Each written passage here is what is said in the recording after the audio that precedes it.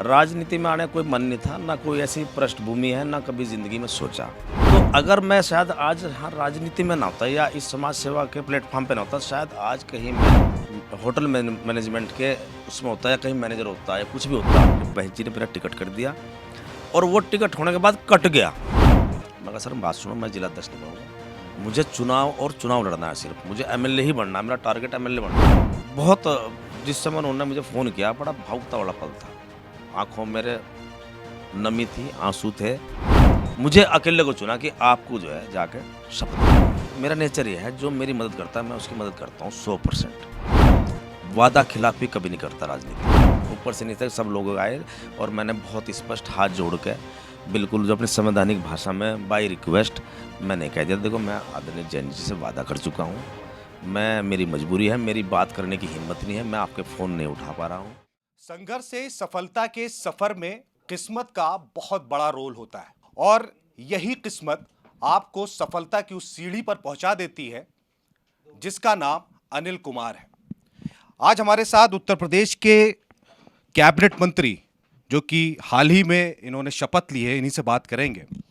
अनिल जी, आपका जन्म सहारनपुर में हुआ, लेकिन आपने राजनीति मुजफ्फरनगर से शुरू की। इसकी क्या कहानी है? कहानी तो कुछ भी नहीं है और कहानी है भी। मेरा जन्म सहारनपुर में हुआ। मैं किसान परिवार से आता हूँ और हमारे दादाजी खेती बाड़ी करते थे। पुश्तैनी ज़मीन थी हमारे पास 100 बीघे के आसपास। और हमारे फादर 3 भाई थे। फादर मेरे सेल टैक्स ऑफिसर से रिटायर्ड हुए हैं। मेरे बीच वाले चाचा भी सर्विस करते थे, उनकी डेथ हो चुकी। छोटे वाले अभी भी सर्विस कर रहे हैं। और मैं वहीं सहारनपुर पढ़ा हूँ, वहीं पैदा हुआ हूँ। ताहरपुर मेरा गांव था। और मेरे फादर ने हमारा एडमिशन जो है, हम लोग 6 भाई बहन हैं, 3 भाई हैं 3 बहन हैं। वहीं सहारनपुर में एक बहुत अच्छा स्कूल है इंग्लिश मीडियम, आशा मॉडर्न पब्लिक स्कूल। वहीं मेरी एजुकेशन हुई। नर्सरी से लेकर 12 तक मैंने वहीं किया। उसके बाद में जैन कॉलेज में ग्रेजुएशन के लिए। तो ये तो मेरा अपना वो है। उसके बाद राजनीति में आने का कोई मन नहीं था, ना कोई ऐसी पृष्ठभूमि है, ना कभी ज़िंदगी में सोचा। बल्कि जो है इंटर करने के बाद में 92 में जब मैंने इंटरमीडिएट कर लिया, उसके बाद मैंने होटल मैनेजमेंट का एक एंट्रेंस एग्ज़ाम दिया। तो उस होटल मैनेजमेंट के एंट्रेंस एग्ज़ाम में मेरा नंबर आ गया और शायद सेंटर मुझे मिला था चेन्नई का। लेकिन मैं वहाँ इतनी दूर देख के मैं वहाँ गया नहीं। तो अगर मैं शायद आज राजनीति में ना होता या इस समाज सेवा के प्लेटफॉर्म पे ना होता, शायद आज कहीं मैं होटल मैनेजमेंट के उसमें होता या कहीं मैनेजर होता या कुछ भी होता। तो ये तो है। उसके बाद ऐसा हुआ, एक हमारे जानकार में, हमारे दूर के रिश्तेदारों में एक टिकट हो गया बहुजन समाज पार्टी से 2002 में। तो उनके हस्बैंड मेरे पास आते हैं, वो सर्विस करते थे, बाम सेप से जुड़े हुए थे बसपा से। तो उनकी वाइफ को टिकट हो गया। तो कहने लगा अनिल चुनाव लड़वाना है, आप चुनाव लड़ो। मैंने कहा चलो भाई रिश्तेदार हैं, चुनाव लड़वाते हैं, क्या बात है, अच्छी बात है, कोई अपना आदमी एमएलए बन जाएगा। एमएलए बन गया। हम लोगों ने, सब लोगों ने मेहनत करी, एमएलए बन गई। वो जो है बन जाते हैं और फिर वो लगभग 1200 वोटों से जीत दर्ज करती है और त्रिशंकु विधानसभा जाती है 2002 में। लगभग 3-4 महीने बाद बहन जी की सरकार बन जाती है। सरकार बनने के बाद में वो सरकार 18 महीने चलती है। 18 महीने सरकार चलने के बाद सरकार बहन जी गिरा देती है और मुलायम सिंह जी की सरकार बन जाती है। जो टूट होती है बीएसपी में लगभग 40 विधायक शायद मेरे ख्याल से टूट गए थे, उनमें एक वो भी थी, वो चली गई समाजवादी पार्टी में। हम लोग क्योंकि जब इस प्लेटफॉर्म में आगे राजनीति में आगे मुजफ्फरनगर में, जब मान लो आप किसी की साथ में लग जाए, मान लो मेरे साथ कोई व्यक्ति लग रहा है, तो जितने लोग मुझे जानते हैं उसको भी जानना चाहते हैं। अगर मेरे साथ मेरा भाई लगा हुआ तो उससे भी उतने लोग जानते हैं क्षेत्र में। तो इसी प्रकार जो है एक छोटा सा प्लेटफॉर्म मिला। तो उसके बाद वो वहाँ चले गए तो हमने बहुजन समाज पार्टी में राजनीति शुरू की, कोशिश की भाई चलो यार हम कोशिश कर लेते हैं। पहले तो दिमाग में ये बात आई, यार सहारनपुर के हम रहने वाले, हमें क्यों वोट देंगे मुजफ्फरनगर के लोग, सबसे बड़ा सवाल ये था। तो मैंने हमारे मामा हैं वहीं, वहाँ ननिहाल है हमारी जो ननिहाल आज मुजफ्फरनगर आपका ननिहाल है, ननिहाल से ही आपने पूरी राजनीति की शुरुआत की। मुजफ्फरनगर में मेरा ननिहाल है, वहाँ कसियारा गांव पड़ता है, वहाँ हमारे मामा रहते हैं। तो मैंने सोचा भाई हम अपने मामा को आगे बढ़ाएंगे। वो सीधे आदमी है, क्योंकि हमारे मामा के परिवार में सन 67 से लेके 10 साल हमारे मामा ही थे पारिवारिक। वो 10 साल MLA रहे BKD से, और चौधरी साहब की पार्टी से भी 5 साल। तो 10 साल MLA रहे, वो हमारी पैदाइश से पहली बात है। तो उसके बाद जो है मैं बहुजन समाज पार्टी में राजनीति करने लगा, संघर्ष करना पड़ा मुझे, बहुत सारी झेलनी पड़ी। तो मामा को जो है, हमारे मामा अकेले हैं, हमारी माँ भी अकेली थी, दोनों भाई बहन थे। तो अब 100-125 बीघे के काश्तकार अकेले हैं हमारे मामा, 125 बीघे काश्तकार। अब उन पर इतना समय नहीं था कि वो समाज सेवा में कर सके, राजनीति कर सके।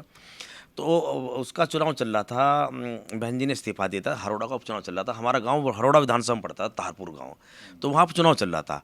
तो जैसे उपचुनाव हो रहा था तो BSP के तमाम जिम्मेदार लोग जितने भी थे, कोऑर्डिनेटर वगैरह, वो मेरे घर ठहरे 20 दिन। मैंने उन्हें रोका, तो उन्होंने मेरी कार्यशैली देखी कि अरे इस लड़के में कुछ टैलेंट है। कोऑर्डिनेटर्स ने उन्होंने कहा, एक जब बैठे थे रात को, एक दिन खाना खा रहे थे, कि अनिल आप जो है यार, अगर चुनाव लड़ना है तो आप लड़ो। ये 2002-2007 के बीच की बात है, संघर्ष की बात है। 2000 जब सरकार मुलायम सिंह जी की बन गई और बहन जी ने इस्तीफा दे दिया हरोड़ा विधानसभा से, तो वहाँ चुनाव हुआ जगपाल जी के बीच में और बिमला राकेश के बीच में। तो 2003 की बात है। तो वहाँ जब मेरे घर पे सब बसपा के लोग, तो उन्होंने कहा कि आप चुनाव लड़ो, मामा आपके सीधे हैं, वो शायद चुनाव फाइट नहीं कर पाएंगे। तो मैंने अपने घर वालों से पूछा, उन्होंने कहा ठीक है भाई, देख लो, टिकट होता तो करो कोशिश। तो मैंने कोशिश करी, तो मेरा टिकट हो गया एक तरह से, ये समझ लो बात। मेरा बहन जी ने मेरा टिकट कर दिया, और वो टिकट होने के बाद कट गया 2007 में। 2007 में, 2006 में टिकट हो गया। BSP में बहुत समय पहले टिकट हो जाते हैं। तो 2006 में जब मेरा टिकट हुआ फर्स्ट टाइम, तो मेरा टिकट ये कह के काट दिया गया, वो मिनिस्टर बन गए थे वहाँ से, जब दूसरे उसमें दल में चली गई थी सपा में, कि ये तो उनके रिश्तेदार हैं, ये उनके डमी कैंडिडेट हैं। मुजफ्फरनगर के बसपा के लोगों ने फीडबैक बहन जी को दे दी, बहन जी ने वो मेरा टिकट साफ कर दिया, और एक किसी और लेडीज़ को कर दिया जो वहाँ चरथावल की प्रमुख थी, उसको कर दिया। उसकी फीडबैक सही नहीं गई, उसका बहन जी ने टिकट काट दिया। बहन जी ने उसके बाद एक और टिकट कर दिया, एक पूर्व विधायक थे रणधीर सिंह, 2 बार वो BJP से MLA रहे बेचारे, उनका टिकट कर दिया, लेकिन किसी कारणवश टिकट उनका भी कट गया। अच्छा, आचार संहिता 2007 की लग गई थी शायद। कोशिश मैं लगातार कर रहा था कि मुझे अपना कराना। यानी एक बार आपका टिकट हुआ, फिर कटा, और उसके बाद लेकिन 2007 में आप फिर बाद में लड़े आप। लास्ट में टिकट मुझे ही होता है, क्योंकि विधानसभा का संगठन और जितने भी जिम्मेदार लोग ऊपर कोऑर्डिनेटर साहब थे उस टाइम, मुनकाद अली जी थे, सब लोग मेरे हक में थे। उन्हें फीडबैक ये थी कि अगर चुनाव निकाल सकता है तो अनिल निकाल सकता है, बाकी और कोई निकाल नहीं सकता। जब टिकट कटा होगा अनिल जी, तो मन में एक चीज़ आई होगी कि इतना मैं संघर्ष कर रहा हूँ, इतना मैं मेहनत कर रहा हूँ, तो क्या मतलब राजनीति बहुत अच्छी चीज़ नहीं है? ये चीज़ मन में आई थी? नहीं, मन में नहीं। अब मैं उस समय मैंने ठान लिया। मुझे मुनकाद अली हमारे पश्चिम के प्रभारी थे, मुनकाद जी कहने लगे, अनिल तू चुनाव क्यों लड़ना चाहता है? मैं तुम्हें बहन जो कह के जिलाध्यक्ष बनाता हूँ मुजफ्फरनगर का। मैं कहा सर बात सुनो, मैं जिलाध्यक्ष नहीं बनूंगा, मुझे चुनाव और चुनाव लड़ना है, सिर्फ मुझे MLA ही बनना है, मेरा टारगेट MLA बनना है। जब मुझे टारगेट कहना हार गया, मैं कहा कोई बात नहीं, हार जाऊँ, पर लड़ूंगा MLA का चुनाव।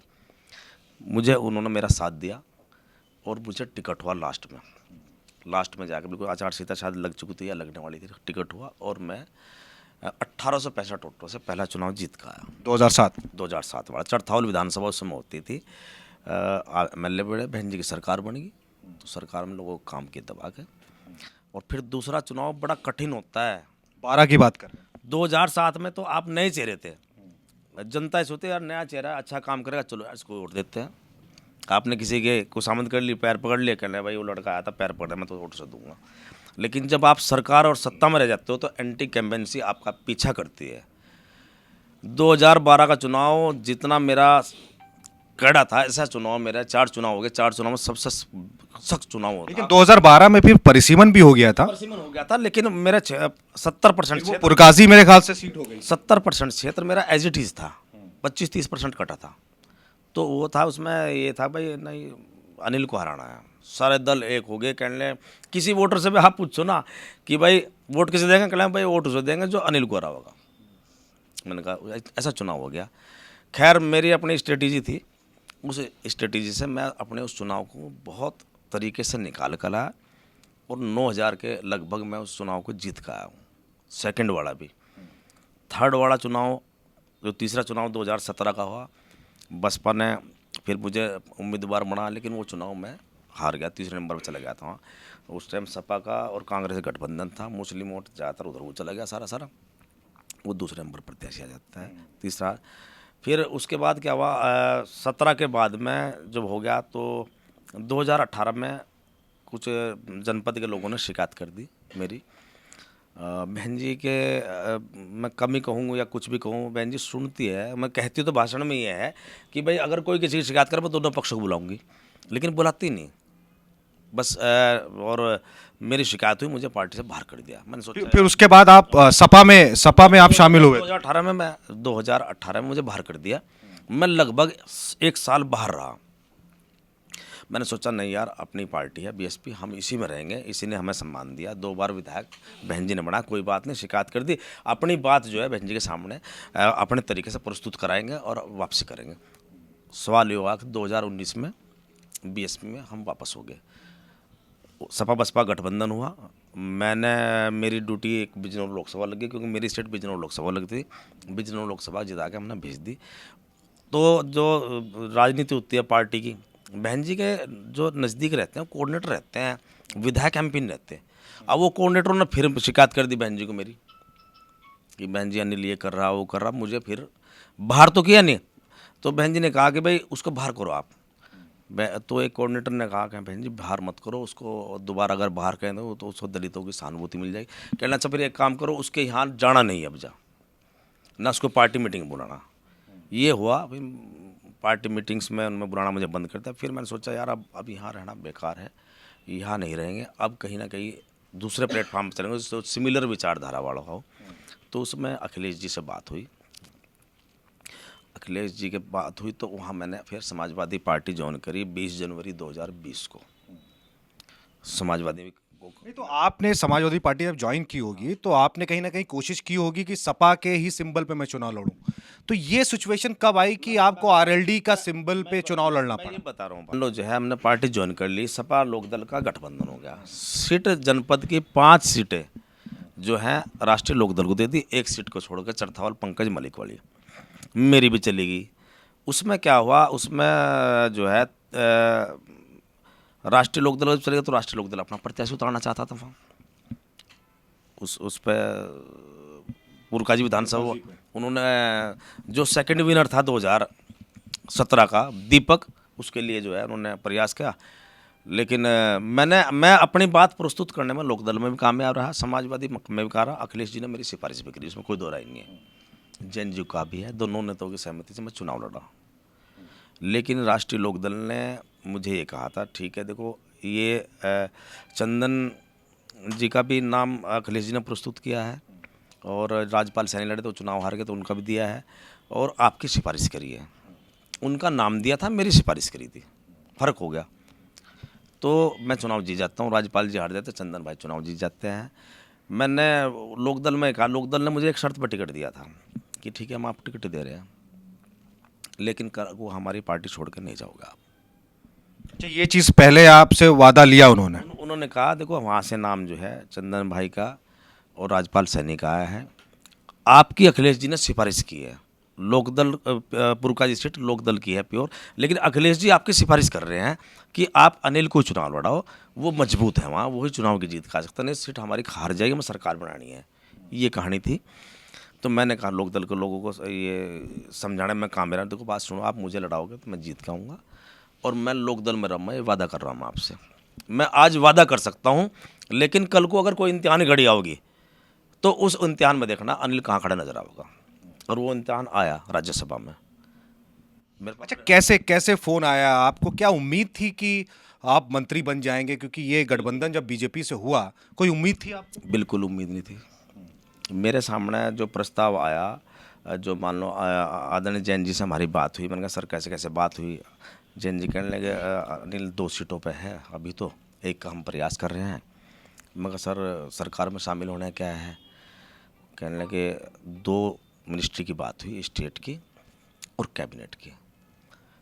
तो जब ये सारा सिस्टम हो गया तो मैंने कहा सर स्टेट में हमें ले लेना, कैबिनेट में आप जिसे चाहो उसे ले लो।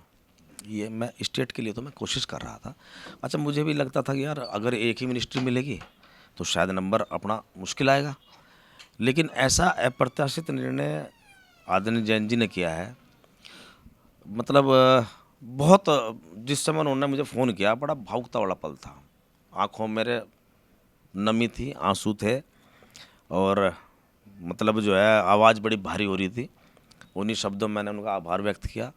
बड़ा भावुक पल था मेरे लिए। मतलब उन्होंने मुझे जो है मुझे अकेले को चुना कि आपको जो है जाके शपथ लेनी है, जाओ, किसी को फ़ोन नहीं करना, सीधे लखनऊ पहुंच जाओ।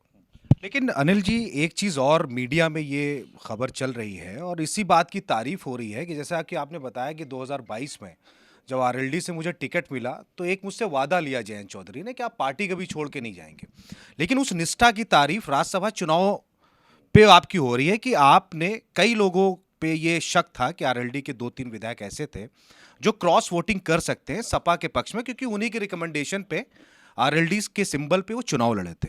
लेकिन क्या वो निष्ठा, वो वादा आपके जहन में था राज्यसभा चुनाव में? देखो, मैं आपको कुछ छोटी बात बताता हूँ। मैं 2007 से बिल्कुल सक्रिय राजनीति में हूँ। आदमी का अपना नेचर होता है। मेरा नेचर ये है, मान लो जब मैं चुनाव लड़ता हूँ, मुझे आप मेरी मदद कर रहे हो, तो मेरा नेचर ये है, जो मेरी मदद करता है मैं उसकी मदद करता हूँ 100%। वादा खिलाफी कभी नहीं करता राजनीति में। जो वादा करता हूँ, मान लो कि विकास कार्य की भी है, मान लो विधायक निधि के काम भी करता हूँ मैं। अगर मुझे लगता है यार इस गांव में मैंने दे दिया लेकिन मुझे और भी देना है, झूठा वादा नहीं करता, सच बोलता हूँ जनता के बीच में। सच सच थोड़ा बहुत बुरा लगता है आदमी को, लेकिन बाद में एहसास करता है यार चलो कोई बात नहीं, विधायक ने बात तो सच कह दी अच्छा, थी। राज्यसभा चुनाव में समाजवादी पार्टी के कुछ कई नेताओं के कोई फोन वोन आए थे आपके पास कि जरा वोट दे दीजिए इधर? आए थे, किसका आया था? बस ये मत पूछो, वो फ़ोन आए थे, ऊपर से नीचे तक सब लोग आए, और मैंने बहुत स्पष्ट हाथ जोड़ के बिल्कुल जो अपनी संवैधानिक भाषा में बाय रिक्वेस्ट मैंने कह दिया, देखो मैं आदरणीय जैन जी से वादा कर चुका हूँ, मैं, मेरी मजबूरी है, मेरी बात करने की हिम्मत नहीं है, मैं आपके फ़ोन नहीं उठा पा रहा हूँ, लेकिन मैं वोट जो है सिंबल के अगेंस्ट वोट नहीं कर पाऊँगा। मेरी प्लीज़ मुझे आपने साफ साफ कह दिया? साफ कर दो। मैंने SMS भी लिखित में भेज दिया था, और मैं आदरणीय राष्ट्रीय अध्यक्ष अखिलेश यादव जी का पूरा सम्मान करता हूँ। उन्होंने राजनीति में जब मुझे परेशान था मैं, उन्होंने मुझे पुशअप किया, उन्होंने मुझे सहारा दिया। मैं जीवन भर उनका सम्मान किया है और करता रहूँगा, चाहे मैं कहीं भी रहूँ। ये मैंने मैसेज भेज दिया था, राष्ट्रीय अध्यक्ष जी को भी चला गया था। कुछ गिले शिकवे तो किए होंगे कि मैंने आपको रिकमेंड किया था और आप जो है धोखा दे रहे हैं मुझे? नहीं, कुछ नहीं किया, मैं बता रहा हूँ, कुछ नहीं किया। उनसे मेरी बात हुई, किसी व्यक्ति ने मेरी बात कराई थी, उन्होंने कुछ नहीं कहा। बल्कि उस समय पहले जब टिकट हो रहा था मेरा आरएलडी से पुरकाजी विधानसभा, तब मैंने अखिलेश जी से रिक्वेस्ट की थी, मगर सर आप मुझे सपा के सिंबल पर चुनाव लड़ा दो। मैं आपके साथ जुड़ने के लिए आया था, मैं आपको मजबूत करने के लिए आया था, ये शब्द थे मेरे। मगर साहब आप मुझे लड़ा दो, मैं सपा के सिंबल पे ही जीत जाऊंगा। कहने नहीं नहीं नहीं, आप वहीं से लड़ो। तो ये मैंने ऐसा नहीं है, मैंने जब सपा में गया था तो मैं चाहता था चलो वहीं रहकर राजनीति करूँ, बार बार मैं भी चेंज नहीं करना चाहता प्लेटफॉर्म। लेकिन किस्मत थी भाई, वो कुछ पता नहीं, मान लो कहाँ कैसे बस उधर चले गए। अब उधर चले गए तो फिर इधर के ही हो गया, बार बार तो देखो ये काम होता नहीं। तो आपको ये एहसास हुआ होगा कि जब जयंत चौधरी का आपके पास फ़ोन आया होगा कि भाई सूट वूट सिलवाया नहीं सिलवाया, जैसा कि आप बता रहे थे, तो वही चीज़ याद आ गई थी कि कहीं ना कहीं ये निष्ठा का इनाम मुझे मिल रहा है? हो सकता है, कुछ ना कुछ तो नेता के दिमाग में बात रही होगी भाई, कुछ समीकरण या तो रहा होगा, या मान लो भाई देखो सर्व समाज जोड़ने की बात। देखो एक बात सुनो, देखो चौधरी चरण सिंह जी जो थे, मान लो उनका बेस वोट कितना है? बेस वोट तो जाट समाज ज़्यादा तो नहीं है भाई। लीडर किसी ना किसी जाति बिरादरी का तो होगा, तो वो किसी ना किसी जाति में पैदा होगा, लेकिन उसका काम करने का तरीका और सलीका क्या होता है, वो बड़ा सवाल होता है। तो आदरणीय जयंत चौधरी जी चौधरी चरण सिंह जी की नीति पर चल रहे हैं। चौधरी चरण सिंह जी ने गरीब लोगों को बढ़ाने का काम किया। बहुत सारे हमारे दलित समाज के लोग हैं जिनको उन्होंने MLA बना। एक हमारे क्षेत्र में गांव पड़ता है कुतुबपुर, वहाँ के एक नंदराम हुआ करते थे, वो पहले पार्टी में गायक वगैरह होते हैं, सभी पार्टी में होते हैं, आज भी होते हैं गायक। तो वो ढोलक बजा के राष्ट्र लोक दल के लिए उस समय गाने गाया करता था। तो चोर साहब ने उसको टिकट दे दिया था, एमएलए हो गया था वो। तो ऐसे ऐसे थे, तो ऐसी सोच के व्यक्ति थे चौधरी चरण सिंह। तो भाई वो खून तो उन्हीं का है, पौत्र तो उन्हीं का ही है ना। क्या अब तक क्या यही कारण रहा हो कि नहीं भाई हम अनिल को मौका देंगे। अच्छा, क्योंकि राजनीति, आखिरी सवाल मेरा ये है कि राजनीति में नेताओं पे ये लगातार आरोप और ये आदमी भरोसा नहीं कर पाता है कि उनके अंदर वफादारी जैसे शब्द होंगे, अवसरवादी ज़्यादा होते हैं, वो कहीं से कुछ लालच मिला, कुछ भी मिला तो वो कहीं ना कहीं पार्टी और दल सब बदल लेते हैं। तो वो चीज़ जब मैंने समाजवादी ज्वाइन की थी और जब मैं राष्ट्रीय लोक दल में गया था, मैंने 2 शब्दों में ये बात कही थी, मगर सर देखो मैं चापलूस तो नहीं हूँ, वफादार रहूँगा। और चापलूस को मैं ये मानता हूँ वो किसी का वफादार हो ही नहीं सकता, मेरा अपना डेफिनेशन है, हो सकता है मैं कहीं गलत हूँ। चापलूस से देखो साहब मेरे पे नहीं होने की, लेकिन जो आपका आदेश निर्देश होगा उसे उस काम को करूँगा, जो भी जहाँ पे आप ड्यूटी लगाओगे, और ईमानदारी और निष्ठा से करूँगा। पार्टी के तमाम कार्यक्रमों में रहूँगा, हर तरह रहूँगा, पार्टी कार्यकर्ताओं की हर तरह से मदद करूँगा, दुख सुख में शामिल रहूँगा। इतना मेरा है, मैं झूठ नहीं बोलता। बस धोखा मेरे खून में नहीं है, मेरे परिवार में नहीं है। धक्का दे सकता हूँ लेकिन धोखा नहीं देने का, ये शब्द मैंने कहे थे, जैन जी को कहे थे मैंने बात। मैं कहा सर मैं धोखा नहीं देने का, धक्का तो मैं दे सकूँ भाई, मना कर दूंगा, लेकिन धोखा नहीं देने का।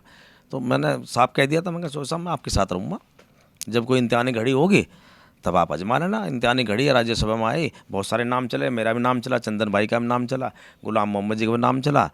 मैं इन सब लोगों से पहले स्पष्ट कर चुका था बात, मेरे फ़ोन आने बंद हो गए थे। फिर एक दिन चुनाव हुआ राज्यसभा का। चलिए, बहुत बहुत शुक्रिया। ये थे अनिल कुमार, जो कि आरएलडी से विधायक है और इनको कैबिनेट मंत्री बनाया गया है भाजपा सरकार में। अब योगी सरकार के हिस्सा है। अब क्या पोर्टफोलियो मिलेगा और किस तरह से अपने क्षेत्र की जनता की सेवा करेंगे, ये तो आने वाले समय में पता चलेगा। लेकिन अनिल कुमार ने वो तमाम चीज़ें बताई और उन तमाम चीज़ों पर रोशनी डाली जो इनके जीवन में हुआ, कैसे इन्होंने संघर्ष किया और कैसे संघर्ष के सफ़र में अपनी सफलता की सीढ़ी चढ़ते चले गए। हार नहीं मानी, लेकिन एक शब्द वफादारी जो कि इनके ऊपर सूट करता है, और उन्होंने करके भी दिखाया और उसका परिणाम इनको मिला भी। आज ये कैबिनेट मंत्री हैं। कैमरा पर्सन आयुष के साथ मुजाहिद जैदी, द लीडर हिंदी, लखनऊ।